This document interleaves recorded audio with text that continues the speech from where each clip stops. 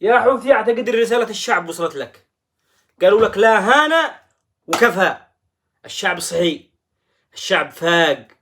على من بتكذب؟ على من بتكذب؟ حرية وكرامة، والله ما عاد مع المواطن اليمني أي كرامة. أش من حرية وإيش من كرامة؟ غيرت المناهج التعليم، غيرت مناهج التعليم، فخخت عقول الأطفال. أش من حرية وكرامة يا حوثي؟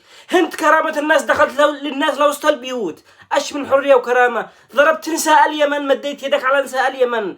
أش من حرية وكرامة؟ سجنت نساء اليمن. أش من حرية وإيش من كرامة؟ كفى كذب، بتكذب على من؟ أش من حرية وكرامة؟ والله ما عاد مع الشعب أي حرية وكرامة.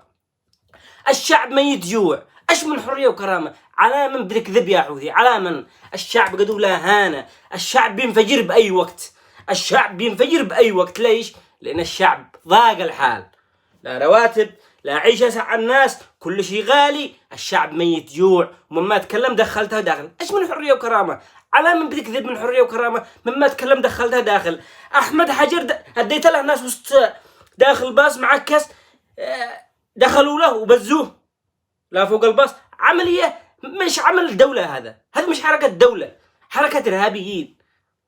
على ايش تتكلم؟ على ايش من حرية وكرامة؟ وين الحرية والكرامة من وجيهكم؟ لجينا للصدق.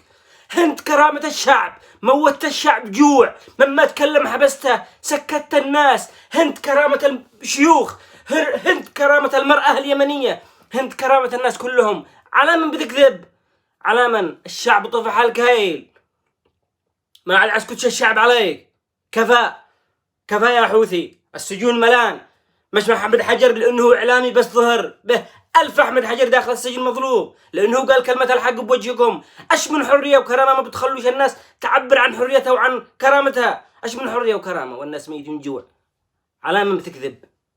ليش انت كذابين؟ ليش انتوا كذابين تكذبوا على الشعب؟ انتوا كذابين، انتوا عصابات.